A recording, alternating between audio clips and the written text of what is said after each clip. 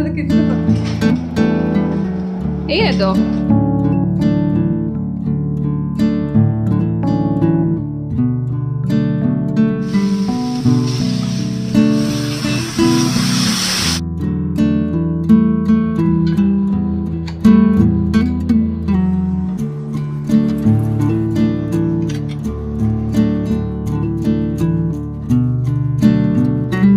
ಇದುವರೆಗೂ ಮೇಲ್ಗಡೆ ನಾನು ಕುತ್ಕೊಂಡು ವಿಡಿಯೋ ಎಡಿಟಿಂಗ್ ಮಾಡ್ತಾ ಇದ್ದೆ. ಇಲ್ಲಿ ಕುತ್ಕೊಂಡು ನಂಗೆ ವಿಡಿಯೋ ಎಡಿಟ್ ಮಾಡೋಕ್ಕಾಗಲಿ ವಾಯ್ಸ್ ಓವರ್ ಮಾಡೋಕ್ಕಾಗಲಿ ಆಗಲ್ಲ, ತುಂಬ ಶಬ್ದ ಬರುತ್ತೆ. ಮೇಲ್ಗಡೆ ಫ್ಲೋರಲ್ಲಿ ಹೋಗಿ ರೂಮ್ ಡೋರ್ ಕ್ಲೋಸ್ ಮಾಡಿಕೊಂಡು ಎಡಿಟಿಂಗ್ ಮಾಡ್ತೀನಿ. ಸಾಯಂಕಾಲ ಆಯಿತು ದೀಪ ಹಚ್ಚೋಣ ಅಂತ ಹೇಳಿ ಕೆಳಗಡೆ ಬರ್ತಾ ಇದ್ದೀನಿ. ಕೆಳಗಡೆ ಇಳಿತಾ ಇದ್ದಂಗೆ ಡೈನಿಂಗ್ ಟೇಬಲ್ ಮೇಲೆ ಬ್ಯೂಟಿಫುಲ್ ಆಗಿರೋವಂಥ ಒಂದು ಬೊಕ್ಕೆ ನೋಡಿದೆ. ಅಂದರೆ ನೋಡಿದ ತಕ್ಷಣ ನಂಗೆ ತುಂಬ ಇಷ್ಟ ಆಯಿತು. ಸೊ ಯಾರು ಕಳಿಸಿದ್ರೆ ಅಂತ ಒಂದು ನಿಮಿಷ ಶಾಕ್ ಆಯಿತು. ಎಷ್ಟು ಚೆನ್ನಾಗಿದೆ ನೋಡಿ. ರೋಸ್ ನಂಗೆ ತುಂಬ ಇಷ್ಟ. ಅದರಲ್ಲೂ ಗಿಡದಲ್ಲಿ ಬಿಟ್ಟಿದ್ರೆ ನಂಗೆ ಕೀಳಕ್ಕೆ ಇಷ್ಟನಾಗಲ್ಲ, ಯಾಕಂದರೆ ಕಿತ್ತ ಮೇಲೆ ಸ್ವಲ್ಪ ಹೊತ್ತಿಗೆ ಬಾಡೋಗ್ಬಿಡುತ್ತೆ. ಈ ರೋಡಲ್ಲಿ ನಾವು ಏನು ಮಾಡ್ತೀವಿ ಅಂದರೆ ಬೇರೆಯವ್ರು ಕಿತ್ಕೊಂಡು ಹೊಟ್ಟೋಗ್ತಾರಲ್ಲ ಅಂತ ಹೇಳಿ ನಾನು ಗಿಡದಲ್ಲಿ ಬಿಟ್ಟಿರೋದನ್ನ ಕಿತ್ಕೊಂಡ್ಬಂದು ದೇವ್ರಿಗೆ ಇಟ್ಬಿಡ್ತೀನಿ. ನಾನಾಗೆ ಕಿತ್ಕೊಂಡು ಯಾವತ್ತೂ ಮುಡ್ಕೊಳಕ್ಕೆ ಹೋಗಲ್ಲ. ಗಿಡದಲ್ಲಿದ್ರೇ ನೋಡೋಕೆ ಎಷ್ಟು ಚೆನ್ನಾಗಿರುತ್ತೆ. ಅಟ್ಲೀಸ್ಟ್ ಒಂದು 4-5 ದಿನನಾರ ಇರುತ್ತೆ. ಕಿತ್ಬಿಟ್ರೆ 1-2 ದಿನಕ್ಕೆ ಬಾಡೋಗ್ಬಿಡುತ್ತೆ. ಇಲ್ಲಿ ಟೇಬಲ್ ಮೇಲೆ ಇಟ್ಟಿದ್ದಾಗ ನೋಡಿದ ತಕ್ಷಣ ನನಗೆ ಮೇಲ್ಗಡೆ ಇಳಿತಾ ಬರ್ತಿದ್ದಂಗೆ ನೋಡಿದ ತಕ್ಷಣ ಅದೆಷ್ಟು ಖುಷಿ ಆಗೋಯ್ತು, ಎಷ್ಟು ಚೆನ್ನಾಗಿದೆ ಅಂತ ಅನಿಸ್ತು. ಹಾಗೆ ನನಗೆ ಯಾರು ಗಿಫ್ಟ್ ಕಳಿಸಿದ್ದಾರೆ ಅಂತ ನಂಗೆ ತುಂಬ ಖುಷಿ ಆಯಿತು. ಬರೀ ಬೊಕ್ಕೆ ಅಷ್ಟೇ ಅಲ್ಲ, ಇದ್ರ ಜೊತೆಗೆ ಒಂದು ಗಿಫ್ಟ್ ಕೂಡ ಇದೆ. ಮೇ ಬಿ ಇದು ಸೆಂಟೆಡ್ ಕ್ಯಾಂಡಲ್ ಅಂತ ಅನ್ಕೋತೀನಿ. ಯಾರು ನನಗೆ ಗಿಫ್ಟ್ ಕೊಟ್ಟಿದ್ದಾರೆ ಅದು ನಿಜಕ್ಕೆ ಗೊತ್ತಿಲ್ಲ. ಇದರಲ್ಲಿ ಏನೋ ಒಂದು ಲೆಟರ್ ಕೂಡ ಇದೆ.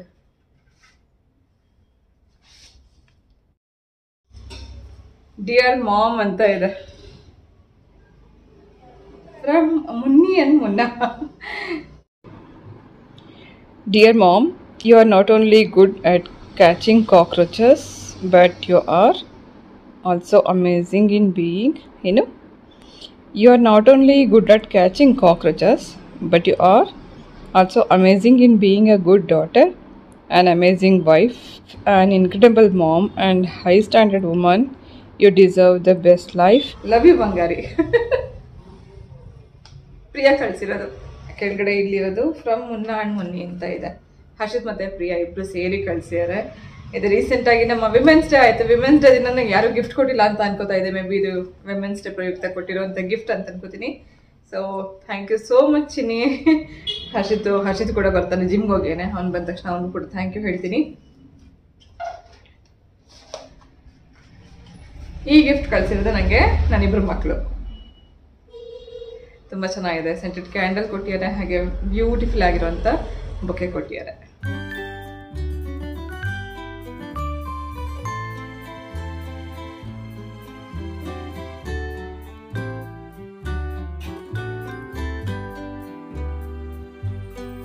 Hi dears, welcome back. Welcome to Suji's lifestyle. ಹೇಗಿದ್ದೀರಾ? ನೀವೆಲ್ಲರೂ ಚೆನ್ನಾಗಿದ್ದೀರಾ ಅಂತ ಅನ್ನೋದು ನನ್ನ ಭಾವನೆ.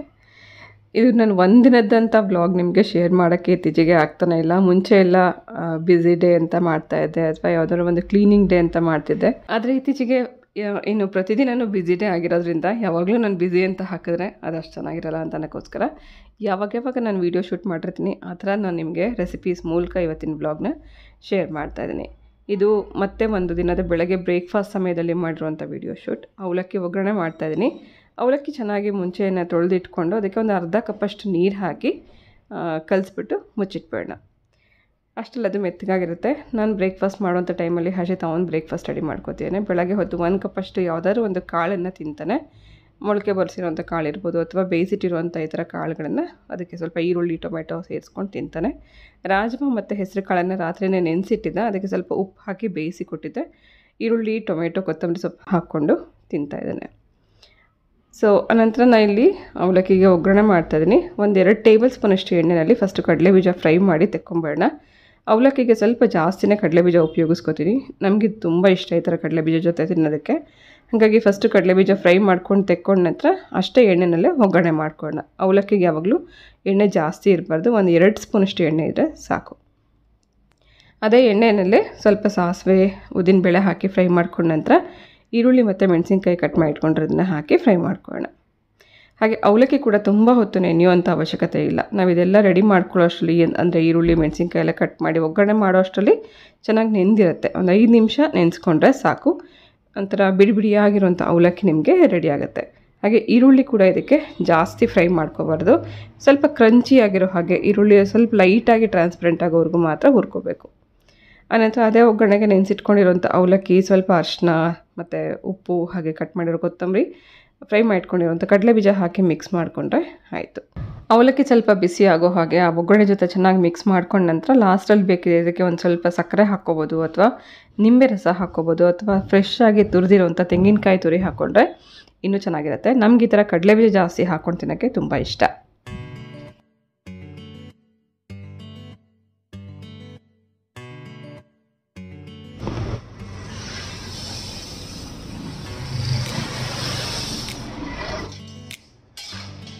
ಈಗಂತೂ ಪ್ರತಿದಿನ ಒಂದಲ್ಲ ಒಂದು ಕೆಲಸ ಇದ್ದೇ ಇರುತ್ತೆ. 5 ಮಿನಿಟ್ಸ್ ಕೂಡ ಪುರ್ಸೋತಿರಲ್ಲ. ಇವಾಗ ಸಾಂಬಾರು ಪುಡಿ ಮತ್ತು ರೆಡ್ ಚಿಲ್ಲಿ ಪೌಡರ್, ಧನಿಯಾ ಪೌಡರ್ ಕೂಡ ಆ್ಯಡ್ ಮಾಡಿರೋದ್ರಿಂದ, ಅದೇ ರೀತಿ ಆರ್ಡರ್ಸ್ ಕೂಡ ಜಾಸ್ತಿ ಆಗಿರೋದ್ರಿಂದ ಒಂದಿನ ಮಿಲೆಟ್ ಮಿಕ್ಸ್ಗೆ ಅಂತಲೇ ಪ್ರಿಪೇರ್ ಮಾಡ್ಕೋತೀವಿ, ಮತ್ತೊಂದು ದಿನ ಈ ಥರ ಮಸಾಲ ಪುಡಿಗಳಿಗೆ ಅಂತಲೇ ಪ್ರಿಪೇರ್ ಮಾಡ್ಕೋತೀವಿ. ಆದರೆ ಈ ಬೇಸಿಗೆನಲ್ಲಿ ಸಾಂಬಾರು ಪುಡಿ ಮಾಡೋದಿದೆಯಲ್ಲ ತುಂಬ ಕಷ್ಟ. ಒಂದು ಕಡೆ ಬಿಸಿಲೂ ಇರುತ್ತೆ, ಮತ್ತೊಂದು ಕಡೆ ಈ ಮೆಣಸಿನ್ಕಾಯಿ ಘಾಟು, ಆ ಉರಿ ತುಂಬ ಕಷ್ಟ ಇದೆ. ಸೊ ಇದನ್ನು ನಾವು ಮಾಡಿದ್ಮೇಲೆ ಖಂಡಿತ ಒಂದಿನ ನಾವು ರೆಸ್ಟ್ ತೊಗೊಂಡ್ಬಿಡ್ತೀವಿ, ಆ ಥರ ಅನಿಸ್ತಿದೆ. ಸೊ ಸಾಂಬಾರು ಪುಡಿ ಎಲ್ಲರಿಗೂ ತುಂಬ ಇಷ್ಟ ಆಗ್ತಿದೆ, ಬಟ್ ಪ್ರಿಪ್ರೇಷನ್ ಅಂತೂ ತುಂಬ ಕಷ್ಟ ಇದೆ ಅಂತಲೇ ಹೇಳ್ಬೋದು. ಸೊ ಯಾರೆಲ್ಲ ಆರ್ಡರ್ ಮಾಡಿ ತರಿಸ್ಕೊಂಡಿದ್ದೀರಾ, ಥ್ಯಾಂಕ್ ಯು ಸೋ ಮಚ್. ಅಷ್ಟು ಹಿಡಿಸ್ತಾ ಇದರಲ್ಲಿ ಎಷ್ಟು ಪ್ಯಾಕೆಟ್ಸ್ ಇದೆ ಅದರಲ್ಲಿ? 10 ಪ್ಯಾಕೆಟ್ಸ್. ಎರಡು ಕವರ್ ಹಾಕಮ್ಮ ಇದಕ್ಕೆ. ಹಾಕಿ 2 ಕವರ್. ಇದೆಲ್ಲ 2 kg ಮೇಲೆ. ಹೆವಿಯರ್ ಒನ್ಸ್ ಮಾತ್ರ ಇಲ್ಲಿ ಇರೋದು. ಏನು ಖುಷಿ ಅಂತಂದ್ರೆ ಒಂದು ಪಾರ್ಸಲ್ ಮಾತ್ರ ಇಷ್ಟು ದೊಡ್ಡ ಪ್ಯಾಕೆಟ್. ಇದರಲ್ಲಿ ಎಷ್ಟಿದೆ ಅಂತಂದ್ರೆ ಎಷ್ಟು ಪ್ಯಾಕೆಟ್ ಇದೆ? 10 ಪ್ಯಾಕೆಟ್ ಇದೆ. 7 millet mix, 3 sambar powder. 7 packet millet mix ಇದೆ, 3 ಪ್ಯಾಕೆಟ್ ಸಾಂಬಾರ್ ಪೌಡರ್ ಇದೆ. ಇದು ಹೋಗ್ತಿರೋದು USA-ಗೆ. ಬ್ಯಾಂಗ್ಳೂರಿಗೆ ಬಂದಿದ್ದಾರೆ, ಅವರು ಇಲ್ಲಿಂದ ತಗೊಂಡು ಹೋಗ್ತಿದಾರಂತೆ. ಖುಷಿ ಆಯ್ತು ನಂಗೆ. ಹೇಗೆ ಗೊತ್ತಾಯ್ತು ಅಂದ್ರೆ ಮೊನ್ನೆ ಅವರೇ ಫೋನ್ ಮಾಡಿ ನಂಗೆ ಮಾತಾಡೋರು, USA ಇಂದಾನೆ ಫೋನ್ ಮಾಡಿ ಮಾತಾಡಿದ್ರು. ನಿಮ್ಮ ಪ್ರಾಡಕ್ಟ್ ಬಗ್ಗೆ ನಾವು ತುಂಬ ಕೇಳ್ತಾ ಇದೀವಿ, ನಮ್ಮ ರಿಲೇಟಿವ್ಸ್ ಎಲ್ಲ ಹೇಳ್ತಾ ಇದಾರೆ, ಅದಕ್ಕೋಸ್ಕರ ತರಿಸ್ಕೊತಾ ಇದೀವಿ ಅಂತ ಹೇಳಿದ್ರು. ಆಮೇಲೆ ಅವ್ರ ಕ್ಯಾಟಲಾಗ್ ಚೆಕ್ ಮಾಡಿದ್ಮೇಲೆ ಸಾಂಬಾರ್ ಪೌಡರ್ ಕೂಡ ಆರ್ಡರ್ ಮಾಡಿದ್ರು. ಖುಷಿ ಆಯ್ತು. ಏನ್ ಮಾಡ್ಬೇಕು ನೆಕ್ಸ್ಟ್ ಟೈಮ್ ಇಂದ ಈ ತರದೆಲ್ಲ ಬಾಕ್ಸ್ ಅವೈಲೇಬಲ್ ಇಲ್ಲ ಖಂಡಿತ. ಸೊ ಅದಕ್ಕೆ ಅದನ್ನ ಡಬಲ್ ಪ್ಯಾಕೇಜ್ ಮಾಡಿದೀನಿ. ಒಂದು ಪ್ಯಾಕೇಜ್ ಹಾಕಿ ಅದ್ರ ಮೇಲೆ ಇನ್ನೊಂದು ಪ್ಯಾಕ್ ಹಾಕಿ ಸೀಲ್ ಮಾಡಿದೆ. ನೆಕ್ಸ್ಟ್ ಟೈಮ್ ಈ ತರ ಆರ್ಡರ್ಸ್ ಬಂದಾಗ ನಾನು ಬಾಕ್ಸ್ ಅಲ್ಲಿ ಕಳಿಸ್ತೀನಿ. ಇಷ್ಟು ದೊಡ್ಡ ಪಾರ್ಸಲ್ ಬಂದಿದೆ, ಅದು ಅಮೆಝಾನಿಂದ. ಹರ್ಷಿತ್ ರೀಸೆಂಟಾಗಿ ಅವನಿಗೆ ಕೆಲವು ವಸ್ತುಗಳು ಬೇಕು ಅಂತ ಆರ್ಡ್ರ್ ಮಾಡಿದ್ದ. ಒಂದು ಅಡ್ವಾಂಟೇಜ್ ಏನಂತಂದರೆ ಪ್ರೈಮ್ ಹಾಕಿಸ್ಕೊಂಡ್ಮೇಲೆ ನಮಗೆ ಡೆಲಿವರಿ ಫಾಸ್ಟಾಗಿ ಆಗ್ತಿದೆ. ಮುಂಚೆ ಎಲ್ಲ ಒಂದು ಸತಿ ಒಂದು ಪ್ರಾಡಕ್ಟ್ ಆರ್ಡ್ರ್ ಮಾಡಿದ್ರೆ ನಮಗೆ 4 ದಿನ 5 ದಿನ 1 ವಾರ ಅಂತ ಆಗ್ತಿತ್ತು. ಇವಾಗ ಒಂದೇ ದಿನಕ್ಕೆ ಬಂದುಬಿಡುತ್ತೆ. ಕೆಲವು ಸತಿ ಬೆಳಗ್ಗೆ 6 ಗಂಟೆಗೆಲ್ಲ ಡೆಲಿವರಿ ಕೊಟ್ಬಿಡ್ತಾರೆ. ಸೊ ಹರ್ಷಿತ್ ಅವನ ಮನೇಲಿ ಹಾಕ್ಕೊಡೋಂಥ ಕೆಲವು ಟೀ ಶರ್ಟ್ಸ್ ಮತ್ತು ಕ್ರಾಕ್ಸ್ ಎಲ್ಲ ತರಿಸಿದ್ದಾನೆ. 2 ಕಲರಲ್ಲಿ, ಅದು ಬ್ಲೂ ಆ್ಯಂಡ್ ಗ್ರೀನ್. ನಾನು ಅದೇ ಹೇಳ್ತಾ ಇದ್ದೆ, ಕಲರ್ ಸ್ವಲ್ಪನೂ ಇಷ್ಟ ಇಲ್ಲ ಅಂತ ಹೇಳಿ ಬ್ಲೂ ಮತ್ತು ಗ್ರೀನ್ ಕ್ರಾಕ್ಸ್ ತರಿಸಿದ್ದಾನೆ. ಹಾಗೆ ಬ್ಲೂ ಕಲರ್ ಜಾಸ್ತಿ ಟೀ ಶರ್ಟ್ಸ್. ಸೊ ಹರ್ಷಿತ್ಗೆ ಬ್ಲೂ ತುಂಬ ಇಷ್ಟ, ಬ್ಲ್ಯಾಕ್ ಮತ್ತು ಬ್ಲೂ ಜಾಸ್ತಿ ಇಷ್ಟಪಡ್ತಾನೆ. ಆ ಥರ ಟೀ ಶರ್ಟ್ಸ್ ತರಿಸಿದ್ದಾನೆ. ಸೊ ಬನ್ನಿ ಹೇಗಿದೆ ಅಂತ ಇದನ್ನು ನೋಡ್ಕೊಂಬರೋಣ. ಟೀ ಶರ್ಟ್ಸ್ ಎಲ್ಲ ಮನೇಲಿ ಹಾಕೊಳ್ಳೋಂಥ ಸಮ್ಮರ್ ವೇರ್ ಟೀ ಶರ್ಟ್ಸ್ ಥರನೇ. ಅದರಲ್ಲಿ ಸ್ವಲ್ಪ ಲೈಟ್ ಬೇಬಿ ಪಿಂಕ್ ಇರೋದು ಮಾತ್ರ ಒಂದು ನಾನು ಬಲವಂತವಾಗಿ ಹಾಕ್ಸಿದ್ದೆ, ಇದೇ ಕಲರ್ ತಗೋ ಅಂತ. ಇವಾಗ ಹೇಳ್ತೇನೆ ಅದನ್ನು ನಾನು ರಿಟರ್ನ್ ಮಾಡ್ತೀನಿ ಅಂತ. ಇನ್ನು ಮಿಕ್ಕಿದೆಲ್ಲ ಬ್ಲೂ ಶೇಡಲ್ಲಿರೋವಂಥ ಟೀ ಶರ್ಟ್ಸ್. ಇವಾಗ ನಾನು ತೋರಿಸಿರೋಂಥ ಈ ಎಲ್ಲ ಶರ್ಟ್ಸ್ದಾಗಲಿ ಅಥವಾ ಕ್ರಾಕ್ಸ್ದಾಗಲಿ ಲಿಂಕ್ ನಾನು ಡಿಸ್ಕ್ರಿಪ್ಷನ್ ಬಾಕ್ಸಲ್ಲಿ ಹಾಕಿರ್ತೀನಿ ಲಿಂಕ್. ಸೊ ಇನ್ ಕೇಸ್ ನಿಮ್ಗೆ ಏನಾದ್ರು ಇಂಟ್ರೆಸ್ಟ್ ಇದ್ದರೆ ನೀವು ಚೆಕ್ ಮಾಡ್ಬೋದು, ಅಥವಾ ನಮ್ಮ ವೆಬ್ಸೈಟ್ ಲಿಂಕ್ ಆಗಲಿ ಅಥವಾ ನಮ್ಮ ಫೋನ್ ನಂಬರ್ ಪ್ರತಿಯೊಂದು ಡಿಸ್ಕ್ರಿಪ್ಷನ್ ಬಾಕ್ಸಲ್ಲಿ ಇರುತ್ತೆ. ಪ್ಲೀಸ್ ಡಿಸ್ಕ್ರಿಪ್ಷನ್ ಬಾಕ್ಸ್ನ ಚೆಕ್ ಮಾಡ್ತಾಯಿರಿ. ಇದು ನೆಕ್ಸ್ಟ್ ಡೇ. ಕೆಲವು ಪ್ಲ್ಯಾಂಟ್ಸ್ನ ನಾನು ನೀರಲ್ಲಿಟ್ಟು ಬೆಳೆಸ್ತಾ ಇದ್ದೀನಿ.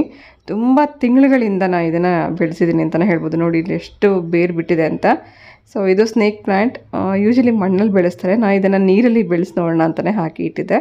ತುಂಬ ಚೆನ್ನಾಗಿ ಗ್ರೋ ಆಗ್ತಿದೆ. ಅಲ್ಲಲ್ಲಿ ಪುಟ್ಟದಾಗಿ ಪ್ಲ್ಯಾಂಟ್ಸ್ನ ಮನೆ ಒಳಗಡೆ ಇಟ್ಕೊಳ್ಳೋಕೆ ನಂಗೆ ತುಂಬ ಇಷ್ಟ. ಹಾಗೆ ಇದು ಕೂಡ ಸ್ಪೈಡರ್ ಪ್ಲ್ಯಾಂಟ್. ಇದರಲ್ಲೂ ಕೂಡ ಸಣ್ಣ ಸಣ್ಣ ಸಸಿಗಳನ್ನ ನಾನು ಕಿತ್ಕೊಂಡು ಬಂದು ನೀರಲ್ಲಿ ಹಾಕಿಟ್ಟಿದ್ದು. ಇದು ಸುಮಾರು ಒಂದು 2 ತಿಂಗಳಿಂದ ನೀರಲ್ಲಿದೆ. ಎಷ್ಟು ಚೆನ್ನಾಗಿ ಬೆಳೆದಿದೆ ನೋಡಿ. ಇವಾಗ ಇದನ್ನು ಕಿತ್ಬಿಟ್ಟು ಬೇಕಾದ್ರೆ ಮಣ್ಣಲ್ಲಿ ಬೇಕಾದ್ರೆ ಹಾಕ್ಕೋಬೋದು, ಅಥವಾ ನೀರಲ್ಲೇ ಇಟ್ಕೊಂಡು ಮನೆ ಒಳಗಡೆ ಕೂಡ ನೀವು ಇದನ್ನು ಬೆಳೆಸ್ಕೋಬೋದು.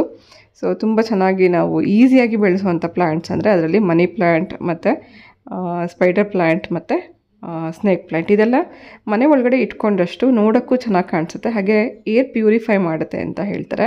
ಅದರಲ್ಲೂ ಸ್ನೇಕ್ ಪ್ಲ್ಯಾಂಟನ್ನು ನೀವು ರೂಮಲ್ಲಿ ಬೆಡ್ರೂಮಲ್ಲಿ ಇಟ್ಕೊಳ್ಳೋದ್ರಿಂದ ನಿದ್ದೆ ಚೆನ್ನಾಗಿ ಬರುತ್ತೆ ಅಂತ ಹೇಳ್ತಾರೆ. ಸೊ ಈ ಥರ ಅಲ್ಲಲ್ಲಿ ನಾನು ಚಿಕ್ಕ ಚಿಕ್ಕದಾಗಿ ಪ್ಲ್ಯಾಂಟ್ಸ್ನ ಇಡ್ತಾ ಇರ್ತೀನಿ. ಆದಷ್ಟು ನಾನು ಮಣ್ಣಲ್ಲಿ ಹಾಕೋದಕ್ಕಿಂತಲೂ ಈ ಥರ ನೀರಲ್ಲಿ ಬೆಳೆಸೋದಕ್ಕೆ ಜಾಸ್ತಿ ಇಷ್ಟಪಡ್ತೀನಿ. ವಾರಕ್ಕೆ ಒಂದು ಸತಿ ನೀರು ಚೇಂಜ್ ಮಾಡಿದ್ರೆ ಆಯಿತು, ಚೆನ್ನಾಗಿ ಗಿಡಗಳು ಬೆಳೆಯುತ್ತೆ.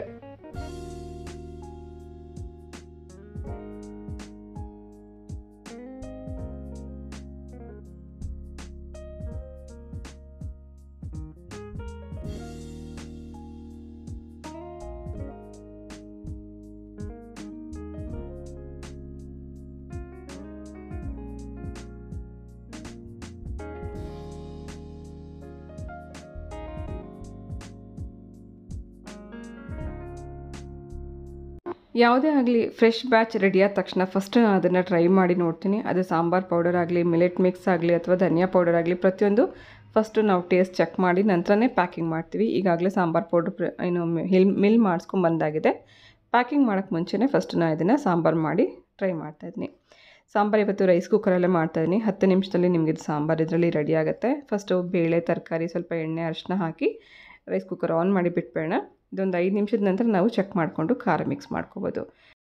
ಹಾಗೆ ಒಂದು ಸರ್ತಿ ಸಾಂಬಾರಿಗೆ ನಿಮಗೆ 2 ಸ್ಪೂನ್ ಅಥವಾ 2.5 ಸ್ಪೂನಷ್ಟು ನೀವು ಪೌಡ್ರ್ ಹಾಕ್ಕೋಬೋದು. ನಾನು ಇದನ್ನು 2 ಟೈಮ್ ಸಾಂಬಾರು ಮಾಡ್ತಿರೋದ್ರಿಂದ ಇಷ್ಟು ಹಾಕ್ಕೊಂಡಿದ್ದೀನಿ. ನಿಮಗೆ ಒಂದೇ ಒಂದು ಟೈಮ್ಗೆ ಸಾಂಬಾರಿಗೆ ಅಂದರೆ 1.5 ಸ್ಪೂನಷ್ಟು ಹಾಕ್ಕೊಂಡು ಸಾಕಾಗುತ್ತೆ. 4 ಜನಕ್ಕೆ ಆಗುವಷ್ಟು ಸಾಂಬಾರು ನೀವು ಇಲ್ಲಿ ಮಾಡ್ಕೋಬೋದು. ಇದಕ್ಕೆ ಒಂದು 1/4 ಹೋಳಷ್ಟು ತೆಂಗಿನಕಾಯಿ, 1 ಈರುಳ್ಳಿ, 2 ಟೊಮೆಟೊ, ಸ್ವಲ್ಪ ಹುಣಸೆ ಹಣ್ಣು ಜೊತೆಗೆ ಸಾಂಬಾರು ಪುಡಿ ಹಾಕಿ ಗ್ರೈಂಡ್ ಮಾಡಿ ಇಟ್ಕೊಂಡಿದ್ದೀನಿ. ಆನಂತರ ಇದೊಂದು ಸೈಡ್ ಡಿಶ್ ರೆಸಿಪಿಗೋಸ್ಕರ ಆಲೂಗಡ್ಡೆ ಮತ್ತು ಕ್ಯಾಪ್ಸಿಕಮ್ ಮತ್ತು ಸ್ವಲ್ಪ ಬ್ರೋಕೊಲಿ ಇತ್ತು ಕಟ್ ಮಾಡಿ ರೆಡಿ ಮಾಡಿ ಇಟ್ಕೊಂಡಿದ್ದೀನಿ. ಈ ಗ್ರೇವಿ ಮಾಡ್ತಿರೋದು ಬೇಸಿಕ್ ಗ್ರೇವಿನಂತ ನಾನು ಪ್ರಿಪೇರ್ ಮಾಡಿ ಇಟ್ಕೊಂಡಿದ್ದೆ. ಟೈಮ್ ಸೇವ್ ಮಾಡ್ಕೊಳ್ಳೋವಂಥ ಒಂದು ಗ್ರೇವಿಯಿಂದ ಪ್ರಿಪೇರ್ ಮಾಡಿದ್ದೆ. ಆ ವಿಡಿಯೋ ಕೂಡ ನಿಮಗೆ ರೀಸೆಂಟಾಗಿ ಶೇರ್ ಮಾಡಿದ್ದೆ. ಆ ಬೇಸಿಕ್ ಗ್ರೇವಿ ಉಪಯೋಗಿಸ್ಕೊಂಡು ಯಾವ ಥರ ನಾವು ಇನ್ಸ್ಟೆಂಟಾಗಿ 2-3 ನಿಮಿಷದಲ್ಲಿ ಒಂದು ರೆಸಿಪಿ ಮಾಡ್ಕೋಬೋದು ಅಂತ. ಸೊ ಇನ್ನು ಸ್ವಲ್ಪ ಗ್ರೇವಿ ಉಳಿದಿದೆ, ಅದನ್ನು ಉಪಯೋಗಿಸ್ಕೊಂಡು ಸೈಡ್ ಡಿಶ್ ರೆಸಿಪಿ ಮಾಡ್ತಾಯಿದ್ದೀನಿ. ಮೊದಲು ಒಂದು ಸ್ವಲ್ಪ ಎಣ್ಣೆಯಲ್ಲಿ ಜೀರಿಗೆ ಹಾಕಿ ಅದು ಸ್ವಲ್ಪ ಸಿಡಿದ ನಂತರ ಕಟ್ ಮಾಡಿ ಇಟ್ಕೊಂಡಿರೋಂಥ ಆಲೂಗಡ್ಡೆ, ಕ್ಯಾಪ್ಸಿಕಮ್ ಮತ್ತು ಬ್ರೋಕೊಲಿ ಹಾಕಿ ಅದಕ್ಕೆ ಸ್ವಲ್ಪ ಅರಿಶಿನ, ಸ್ವಲ್ಪ ರೆಡ್ ಚಿಲ್ಲಿ ಪೌಡರ್, ಸ್ವಲ್ಪ ಜೀರಿಗೆ ಪುಡಿ, ಸ್ವಲ್ಪ ಉಪ್ಪು ಹಾಕಿದ್ದೀನಿ. ಸೊ ನಾವಿವಾಗ ರೆಡಿ ಮಾಡಿ ಇಟ್ಕೊಂಡಿರೋಂಥ ಗ್ರೇವಿನಲ್ಲಿ ಕೂಡ ಎಲ್ಲ ಮಸಾಲೆಗಳಿರುತ್ತೆ. ಇದಕ್ಕೆ ಬೇಕಾಗುವಷ್ಟು ಮಾತ್ರ ಉಪ್ಪು, ಖಾರ ಹಾಕಿ ಒಗ್ಗರಣೆಯಲ್ಲಿ 1-2 ನಿಮಿಷ ಇದನ್ನು ಬೇಯಿಸ್ಕೋಬೇಕು. ಸೊ ಈ ಎಲ್ಲ ತರಕಾರಿ ಬೇಗನೆ ಬೆಂದು ಹೋಗುತ್ತೆ. ಹಾಗಾಗಿ ನಾನು ಇಲ್ಲಿ ಡೈರೆಕ್ಟಾಗಿ ಬಾಣಲಿನಲ್ಲೇ ಮಾಡ್ತಾಯಿದ್ದೀನಿ. ಬೇರೆ ನೀವು ಬೀನ್ಸ್, ಕ್ಯಾರೆಟ್ ಈ ಥರದ್ದೆಲ್ಲ ಉಪಯೋಗಿಸ್ಕೊಂಡು ಮಾಡೋದಿದ್ರೆ ಕುಕ್ಕರಲ್ಲಿ ಮಾಡಿಕೊಂಡ್ರೆ ಇನ್ನೂ ಫಾಸ್ಟಾಗೂ ಆಗುತ್ತೆ, ರುಚಿಯಾಗೂ ಆಗುತ್ತೆ. ಸೊ 2 ಕ್ಯೂಬಷ್ಟು ಗ್ರೇವಿ ಉಳಿದಿತ್ತು, ಅದನ್ನು ಇಲ್ಲಿ ಪೂರ್ತಿಯಾಗಿ ಹಾಕಿ ಆನಂತರ ಬಿಸಿ ನೀರು ಹಾಕಿದ್ದೀನಿ. ಬಿಸಿ ನೀರು ಹಾಕೋದ್ರಿಂದ ಕೂಡ ತರಕಾರಿ ಎಲ್ಲ ಬೇಗ ಬೇಯುತ್ತೆ. ಸೊ ಇದೊಂದು ಗ್ರೇವಿ ಕನ್ಸಿಸ್ಟೆನ್ಸಿನಲ್ಲಿ ಮಾಡ್ತಿರೋದ್ರಿಂದ ನಮಗೆ ಎಷ್ಟು ಗಟ್ಟಿ ಬೇಕು ಅಂತ ನೋಡಿಕೊಂಡು ಬಿಸಿನೀರು ಹಾಕಿ ಈ ತರಕಾರಿ ಎಲ್ಲ ಮಸಾಲೆ ಜೊತೆಗೆ ಕುದಿಯೋದಕ್ಕೆ ಬಿಟ್ಬೇಡ. ನೋಡಿ, ಬೇರೆ ಏನೂ ಹಾಕುವಂಥ ಅವಶ್ಯಕತೆ ಇಲ್ಲ. ಈ ಗ್ರೇವಿನಲ್ಲಿ ಜಿಂಜರ್ ಗಾರ್ಲಿಕ್ ಪೇಸ್ಟ್ ಆಗಲಿ ಅಥವಾ ಅಚ್ಕಾರದ ಪುಡಿ, ಧನಿಯಾ ಪುಡಿ ಮತ್ತು ಟೊಮೆಟೊ, ಈರುಳ್ಳಿ ಮತ್ತು ಗೋಡಂಬಿ ಇದೆಲ್ಲ ಹಾಕಿ ಮಾಡಿರೋದ್ರಿಂದ ರುಚಿಯಾಗೂ ಇರುತ್ತೆ. ಎಲ್ಲ ಮಸಾಲೆನೂ ಇಲ್ಲೇ ಇರುತ್ತೆ. ಸೊ ಬೇರೆ ಏನೂ ಹಾಕುವಂಥ ಅವಶ್ಯಕತೆ ಇಲ್ಲ. ನೀರೊಂದು ಮಾತ್ರ ಹಾಕ್ಕೊಂಡು ಟೇಸ್ಟ್ ಬೇಕಾದ್ರೆ ನಮಗೆ ಉಪ್ಪು, ಖಾರ ಎಕ್ಸ್ಟ್ರಾ ಬೇಕಾದರೆ ಹಾಕ್ಕೊಂಡು ಕುದಿಸ್ಕೊಂಡ್ರೆ ಆಯಿತು. ಒಂದು 4-5 ನಿಮಿಷದಲ್ಲಿ ನಿಮಗೆ ಗ್ರೇವಿ ರೆಡಿಯಾಗಿ ಹೋಗುತ್ತೆ. ಆಲೂಗಡ್ಡೆ ಒಂದು ಬೆಂದಿದೆ ಅಂದರೆ ಆಯಿತು. ಅಟ್ ದ ಸೇಮ್ ಟೈಮ್ ನಾನಿಲ್ಲಿ ಗೋಧಿ ಹಿಟ್ಟು ಕಲಸೋದಕ್ಕೂ ಇಟ್ಟಿದ್ದೀನಿ. ಹಾಗೆ ಇನ್ನೊಂದು ಕಡೆ ತರಕಾರಿ ಬೇಳೆ ಬೇಯೋದಕ್ಕೂ ಇಟ್ಟಿದ್ದೀನಿ. ಕುಕ್ಕರಲ್ಲಿ ಒಂದು 5 ನಿಮಿಷ ಬೇಯಿಸ್ಕೊಂಡ್ರೆ ತರಕಾರಿ ಎಲ್ಲ ಬೆಂದಿರುತ್ತೆ. ಅದಕ್ಕೆ ನಾವು ರುಬ್ಬಿಟ್ಕೊಂಡಿರೋಂಥ ಖಾರ ಹಾಕಿ ಮತ್ತೆ ಇನ್ನೊಂದು 2-3 ನಿಮಿಷ ಇದನ್ನು ಬೇಯಿಸ್ಕೊಂಡ್ರೆ ಆಯಿತು.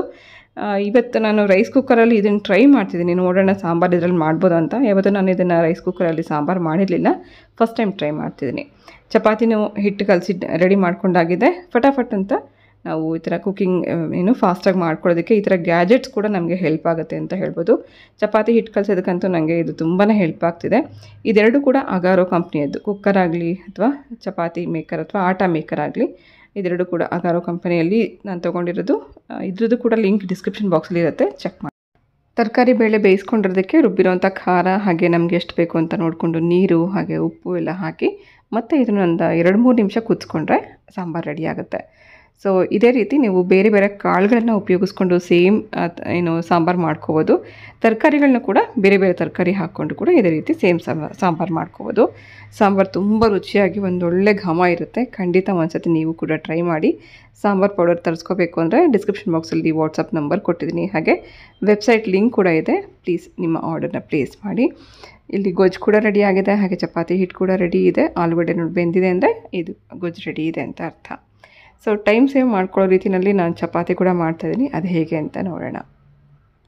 ಚಪಾತಿ ಮಾಡೋದಕ್ಕೆ ಯಾವಾಗಲೂ ಅಷ್ಟೇ 10 ನಿಮಿಷಕ್ಕೆ ಮುಂಚೆ ನಾವು ಚಪಾತಿ ಹಿಟ್ಟು ಕಲಸಿಟ್ಟು ಒಂದು 10 ನಿಮಿಷ ಅದನ್ನು ರೆಸ್ಟ್ ಮಾಡಲಿಕ್ಕೆ ಬಿಟ್ಟಿದ ನಂತರ ಚಪಾತಿ ಮಾಡಿಕೊಂಡ್ರೆ ಚಪಾತಿ ಸಾಫ್ಟಾಗಿ ಆಗುತ್ತೆ. ಹಾಗೆ ನಾನು ಇದಕ್ಕೆ ಎಣ್ಣೆ ಜಾಸ್ತಿ ಬಳಸ್ತಾ ಇಲ್ಲ, ಹಾಗಾಗಿ ಇದನ್ನು ಫೋಲ್ಡ್ ಮಾಡಿ ಎಣ್ಣೆ ಹಚ್ಚಿ ಎಲ್ಲ ಮಾಡಿ ಏನೂ ಮಾಡ್ತಾಯಿಲ್ಲ. ಡೈರೆಕ್ಟಾಗಿ ರೌಂಡಾಗಿ ಚಪಾತಿ ಲಟ್ಟಿಸ್ಬಿಟ್ಟು ಮಾಡ್ಕೋತಾ ಇದ್ದೀನಿ. ಸೊ ಹಾಗೆ ಕಾವಲಿ ಬಿಸಿ ಮಾಡಿಕೊಂಡು ಎಣ್ಣೆ ಕಮ್ಮಿ ಬಳಸಬೇಕು ಅಂದರೆ ಈ ಥರ ನೀವು ಫಸ್ಟೇ ಕಾವಲಿಗೆ ಸ್ವಲ್ಪ ಎಣ್ಣೆ ಹಚ್ಚಿ ಒಂದು ಚಪಾತಿ ಹಾಕಿ ಅದು ಸ್ವಲ್ಪ ಬೆಂದಿದೆ ಅಂತ ಗೊತ್ತಾದ ನಂತರ ಮತ್ತೆ ಅದರ ಮೇಲೆ ಇನ್ನೊಂದು ಚಪಾತಿ ಹಾಕಿ 2 ಅಥವಾ 3 ಚಪಾತಿ ಈ ರೀತಿ ಒಟ್ಟೊಟ್ಟಿಗೆ ಮಾಡಿಕೊಂಡಾಗ ನಮಗೆ ಟೈಮ್ ಕೂಡ ಸೇವ್ ಆಗುತ್ತೆ. ಹಾಗೆ ಜಾಸ್ತಿ ಎಣ್ಣೆ ಕೂಡ ಇದಕ್ಕೆ ಹಿಡಿಯಲ್ಲ, ಚೆನ್ನಾಗಿ ಬೆಂದು ರೆಡಿಯಾಗಿರುತ್ತೆ. ಒಂದ್ರ ಮೇಲೆ ಒಂದು ಹಾಕಿ ಈ ರೀತಿ ನಾವು ತಿರುಗಿಸ್ತಾ ಬೇಯಿಸ್ತಾ ಇದ್ದಂಗೆ 2 ಕಡೆನೂ ಇದು 2 ಚಪಾತಿ ಬೆಂದಿರುತ್ತೆ. ಇತ್ತೀಚೆಗೆ ಬರುವಂಥ ಕಮೆಂಟ್ಸಲ್ಲಿ ಹೆಚ್ಚಾಗಿ ಕೇಳ್ತಿರುವಂಥ ಒಂದೇ ಒಂದು ಪ್ರಶ್ನೆ ಅಂದರೆ ನಿಮ್ಮ ಯಜಮಾನರು ಯಾಕೆ ಕಾಣಿಸ್ತಾ ಇಲ್ಲ, ನಿಮ್ಮ ಹಸ್ಬೆಂಡ್ ಎಲ್ಲೋದ್ರು ಅಂತ. ನಾನು ನಿಮಗೆ ನಮ್ಮ ಹೋಟೆಲ್ ಕ್ಲೋಸ್ ಆಗಿರೋದ್ರ ಬಗ್ಗೆ ರೀಸೆಂಟಾಗಿ ಅಷ್ಟೇ ಹೇಳಿದೆ. ಯಾವಾಗ ನಮ್ಮ ಹೋಟೆಲ್ ಕ್ಲೋಸ್ ಆಯಿತೋ ಅವಾಗಿಂದನೂ ಹಸ್ಬೆಂಡ್ ತುಂಬ ಡಿಸ್ಟರ್ಬ್ ಆಗಿದ್ದರು. ಸೊ ಒಂದು ರೀತಿ ಡಿಪ್ರೆಷನಲ್ಲೇ ಇದ್ದರು ಅಂತಲೇ ಹೇಳ್ಬೋದು.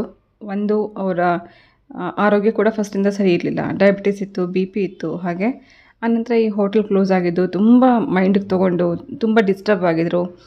ಯಾರ ಕಂಟ್ರೋಲ್ಗೂ ಸಿಗ್ತಾ ಇರಲಿಲ್ಲ ಅಂತಲೇ ಹೇಳ್ಬೋದು. ನಮಗೆ ಏನು ಮಾಡಬೇಕು ಅಂತ ಅನ್ನೋ ಒಂದು ಪರಿಸ್ಥಿತಿನಲ್ಲಿದ್ವಿ. ಅಂಥ ಸಿಚುವೇಷನಲ್ಲಿ ಅವ್ರಿಗೆ ಸ್ವಲ್ಪ ಟ್ರೀಟ್ಮೆಂಟ್ನ ಅವಶ್ಯಕತೆ ಇತ್ತು. ಹಾಗಾಗಿ ಅವ್ರನ್ನ ಟ್ರೀಟ್ಮೆಂಟಿಗೆ ಅಂತಲೇ ಬಿಟ್ಟಿದ್ವಿ. ಸೊ ಆದ ಕಾರಣ ನಾನು ಎಲ್ಲೂ ಅವ್ರನ್ನ ತೋರ್ಸೋಕ್ಕಾಗಿಲ್ಲ, ಯಾಕಂದರೆ ಅವ್ರ ಮನೇಲಿ ಇರಲಿಲ್ಲ. ಇವಾಗ ತುಂಬ ದಿನ ಅವ್ರನ್ನ ಟ್ರೀಟ್ಮೆಂಟ್ ಎಲ್ಲ ಆದ ನಂತರ ಹೊರಗಡೆ ಕರ್ಕೊಂಬಂದಿದ್ವಿ. ಸೊ ಇನ್ನೇನು ಕೆಲವೇ ವ್ಲಾಗಲ್ಲಿ ನಿಮಗೆ ತೋರಿಸ್ತೀನಿ. ಆದರೆ ಈ ಸಮಯದಲ್ಲಿ ಅವ್ರ ಮನಸ್ಥಿತಿ ಇನ್ನೂ ಕೂಡ ಸರಿ ಹೋಗಿಲ್ಲ ಅಂತಲೇ ಹೇಳ್ಬೋದು. ಹೆಚ್ಚಾಗಿ ಯಾರ ಜೊತೆನೂ ಮಾತಾಡಲ್ಲ, ಜಾಸ್ತಿ ಎಲ್ಲೂ ಹೊರಗಡೆ ಬರೋಲ್ಲ. ಸೊ ಮನೇಲಿದ್ದರೂ ಕೂಡ ತುಂಬ ಡಿಸ್ಟರ್ಬ್ ಆಗಿರ್ತಾರೆ. ಅಂಥ ಸಿಚುಯೇಷನಲ್ಲಿ ನಾನು ಅವ್ರನ್ನ ವೀಡಿಯೋಗೆ ಬನ್ನಿ ಅಂತ ಕರೆಯೋಕ್ಕೂ ನನಗೆ ಅಷ್ಟು ಸರಿ ಇರೋಲ್ಲ ಅಂತನಕ್ಕೋಸ್ಕರ ನಾನು ಅವ್ರನ್ನ ಎಲ್ಲೂ ತೋರಿಸಿರಲಿಲ್ಲ ಅಷ್ಟೇ. ಸೊ ಖಂಡಿತ ಆದಷ್ಟು ಬೇಗ ನಿಮ್ಮ ಮುಂದೆ ಅವ್ರನ್ನ ಕರ್ಕೊಂಡು ಬರ್ತೀನಿ ಅಂತ ಹೇಳೋಕ್ಕೆ ಇಷ್ಟಪಡ್ತೀನಿ.